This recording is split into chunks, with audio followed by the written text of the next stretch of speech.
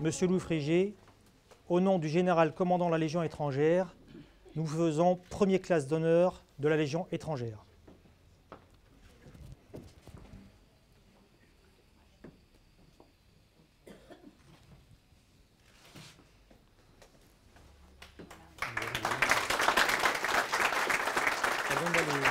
Je vous remets également donc ce diplôme. Et pour dire que c'est vraiment c'est une cérémonie militaire, derrière, eh bien, vous êtes inscrit chez nous, vous êtes immatriculé, vous avez un matricule comme un légionnaire, et vous êtes affecté dans une unité de Légion étrangère, vous êtes affecté au commandement de la Légion étrangère, et notamment à la direction du patrimoine historique de la Légion étrangère. Voilà, donc j'ai le plaisir de vous remettre ce cadre qui témoigne de votre appartenance à la famille légionnaire. Voilà. Nous sommes les hommes d'assaut, soldats de la vieille Légion. Demain brandissant nos drapeaux, en vainqueurs nous défilerons. Au-delà du symbolisme de cette cérémonie, je voudrais dire que c'est la période qui a été choisie, c'est-à-dire la période de Noël, elle rehausse encore plus le symbolisme. Car, comme je disais en préambule, la Légion étrangère, c'est des militaires, c'est des soldats. Mais il y a quelque chose de très fort, c'est qu'on forme une famille. Et donc Noël, c'est par extension la fête de la famille de la Légion étrangère. Et donc aujourd'hui, je suis très heureux et très fier de vous accueillir parmi nous au sein de la famille légionnaire.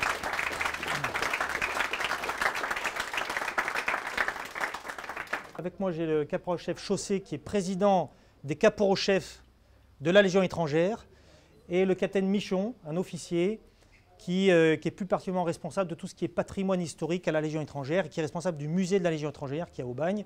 Et d'ailleurs, je vous engage, si un jour vous passez dans la région, à venir visiter ce musée qui est très intéressant et qui retrace les différents combats qu'a menés au fil des années la Légion étrangère. Voilà.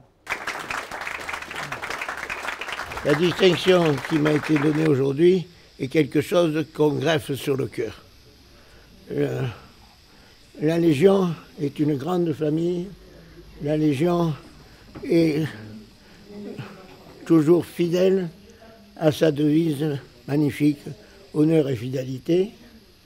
C'est un organisme qui remplit tous les devoirs de ce que doit être l'armée, c'est-à-dire à la fois combattant pour la défense de la patrie, un mot qui s'oublie un peu trop, et aussi de la liberté, et de la liberté dans le monde entier. C'est également un groupe de bâtisseurs, de constructeurs, qui partout où ils sont passés, n'ont laissé l'empreinte, n'ont jamais laissé l'empreinte de quelqu'un de destructeur, mais l'empreinte de quelqu'un qui a bâti quelque chose là où il est passé et qui a libéré quelque chose. Voilà. Donc, je remercie et je rends hommage à la Légion dans son ensemble, dans son passé, dans son présent et dans son avenir. Pour tous ceux qui sont en train, tous ceux qui ont risqué leur vie et perdu leur vie dans le passé, qui le risquent encore actuellement et qui le risqueront plus tard toujours pour nous et pour vous et pour les générations qui vous suivront. Voilà pour ce qui est des hommages à la Légion. Je remercie tout spécialement la délégation, le général commandant la Légion et la délégation, et je dois un certain nombre de remerciements et d'hommages. D'abord au capitaine Raymond Guyader. Je remercie ensuite, évidemment, ma famille, ma femme qui malheureusement n'est pas là pour des raisons de santé, mais mes enfants, ma fille, mes 2 fils, mes 5 petites filles, et mon arrière-petite-fille et mon arrière-petit-fils qui est présent, mais qui est un peu trop jeune, qui à qui on racontera cette cérémonie plus tard. Jusqu'actuellement, il a combien? 4 mois. Le voilà là-bas. Et donc, on lui racontera la cérémonie, la première cérémonie à laquelle il a assisté. Ensuite, je dois remercier les gens qui sont présents ici, dont mes enfants, grâce à qui, je ne les nommerai pas tous, grâce à qui j'ai eu une vie, je peux dire, arrivé à mon âge, 84 ans, j'ai eu une vie qu'on peut qualifier d'heureuse, qui m'ont soutenu tout le temps de mon existence. C'est la joie de ma vie, dont le dernier fleuron est le petit Liam que je viens de signaler. Bon. Ensuite, je remercie la direction et le personnel de l'établissement des Cèdres qui me permettent d'avoir une fin de carrière, je ne veux pas dire de vie, mais de carrière encore heureuse par leurs compétences et leur dévouement. Je leur envoie tous mes remerciements. Je voudrais associer à ces remerciements au personnel des Cèdres. Je voudrais adresser mes remerciements au personnel de Giono, qui là aussi m'a beaucoup aidé dans ces moments difficiles, et à tous les docteurs, tous les médecins qui m'ont aidé à survivre, et en particulier au docteur Bon Repos, qui est mon médecin, dont on peut dire qu'il m'a maintenu en vie, ce qui me permet d'être parmi vous. Je remercie enfin et surtout tous ces jeunes du LEP qui partent dans la vie. J'en oublierai certainement, j'oublie certainement des gens, tous mes amis, et je n'ai que des amis un peu partout. Je les remercie, et en particulier tous mes anciens élèves, dont il y a un représentant ici, une vieille branche là qui prend des photos, car j'ai été professeur.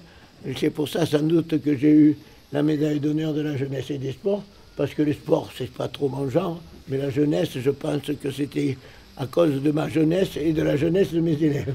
Bon. Ensuite, je remercie, j'ai une pensée pour tous mes amis africains qui seraient heureux, et maliens en particulier. Et ensuite, j'ai des hommages à rendre à ceux qui m'ont fait connaître et aimer la Légion, et je pense en particulier à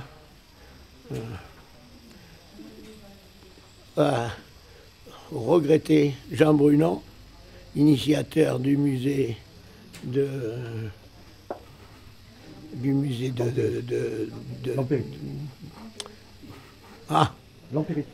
l'Empérie, voilà, et qui m'a fait connaître et aimer la Légion, le premier. Ensuite, le colonel Jacot, qui est mon père spirituel, et dont le fils se trouve parmi nous, Bernard Jacot.